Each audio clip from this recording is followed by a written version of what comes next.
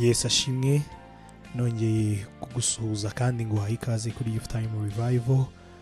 Yewe uri umukobwa n'umusore, reka nkubwire ko igitekerezo cy'Imana cyo kukubyutsa mu mwuka kigihari, kandi dufatanye duhuza imbaraga kwakira gift ikomeye cyane y'Imana. Emera buri munsi wubakwe mu ijambo ry'Imana.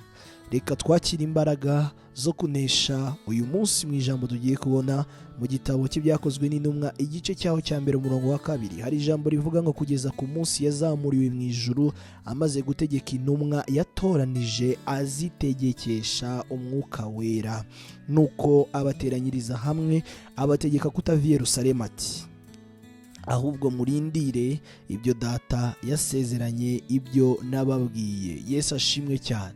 Nongeye kukwakira nkubwira ko muri gahunda Imana ifite ku buzima bwawe, muri gahunda Imana ifite mu muhamagaro yaguhamagariye wo kuba umuragwa w'ubugingo, gahunda yo gucogora ntayirimo. Uyu munsi nawe ndakubwira ko uri umukristo kandi ukwiye gutekereza neza ko uzahora uriwe nk'uko wamuririmbyi yatuye aravuga ngo ndiwe kandi nzahora ndiwe. Nta gahunda rero yo gucogora irimo. Iyo atangije urugendo muri wowe ifite gahunda yo kurukomeza ndetse no kurisohoza, ititaye ku miraba n'imiyaga n'ibibazo bitandukanye bikugose. Ndashaka kubwira ko Imana yawe ifite gahunda yo gukomezana nawe urugendo udacogoye. Uyu munsi rero tugiye kuvuga ijambo rimeze gute, niyo mpamvu itumye udacogora.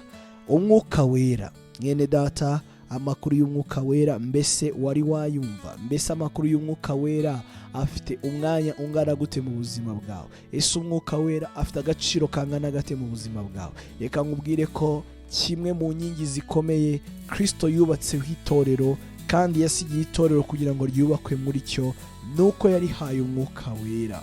Haleluya! Ushobora kuba uri umukristo, ariko ndashaka kongera kukubwira no kukubaza ngo aya makuru y'umwuka wera yaha agaciro kangana gute mu buzima bwawe? Dusomye mu byakozwe n'intumwa aho tubona ubwe yiyandikira uyu mugabo witwa Luka, hanyuma bitekerezwa ko ariwe wanditse iki gitabo cy'ibyakozwe n'intumwa, ariko aravuga ati, Yesu amaze ngo kwegeranya intumwa ze ngo azitegeka kutava i Yerusalemu. Yesu ashimwe cyane. Arababwira ati, murabizi ko twabanye kandi murabizi ibyo naciyemo byose, murabizi umubabaro nagize muri ubu buzima no muri uru rugendo, muri kundeba ko nabaye muzima nazutse, kandi ngiye no gusubira mu bwami navuyemo mundeba. Ariko dore igitangaza gikomeye, arababwira ngo nta kintu na kimwe mbatumye, nta n'ikintu na kimwe ndi kubabwira mukore, ahubwo mugende mwicare mu mwanya wo mu masengesho kugira ngo mubanze mutegereze guhabwa umwuka wera.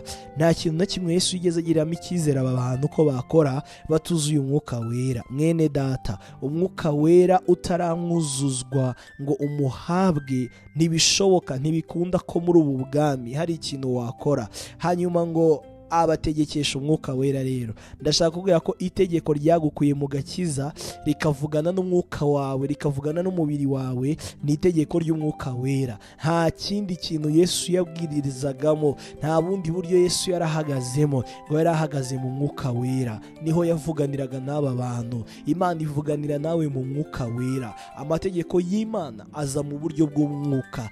Birakwiriye kandi biragukwiriye cyane ko uba ku rugero ubasha kumva itegeko ry'umwuka wera. Umwuka wera akakuyobora muri uru rugendo, niwe uzatuma udacogora, niwe uzakubwira amabanga y'Imana. Hanyuma rero ngo baragenda koko kandi bategereza umwuka wera. Imana ishimwe cyane. Ndakwifuriza muri uru rugendo kugira intego yo kugenda kandi wuzura umwuka wera. Hanyuma umurongo wa 5 uravuga ngo kuko Yohana yabatirishaga amazi, ariko mwebweho mu minsi mike muzabatirishwa umwuka wera. Uyu munsi nongeye kukubwira ngo niba utarabatirishwa umwuka wera, senga Imana uyibwire, Mana ndashaka umbatize mu mwuka wera. Kandi niba warabatijwe mu mwuka wera, saba Imana uyibwire, Mana ndashaka kongera gutegekeshwa umwuka wera. Umutima wanjye wa kamere umaze igihe urwanira muri njyewe ushaka ibyawo, ariko ndongenda gusabye Imana mu mutima w'umwuka wera. Imana iguha umugisha. Umwuka wera naza mu buzima bwawe, nta gahunda yo gucogora ihari. Reka umwami agukomeze, reka umwami mugendane,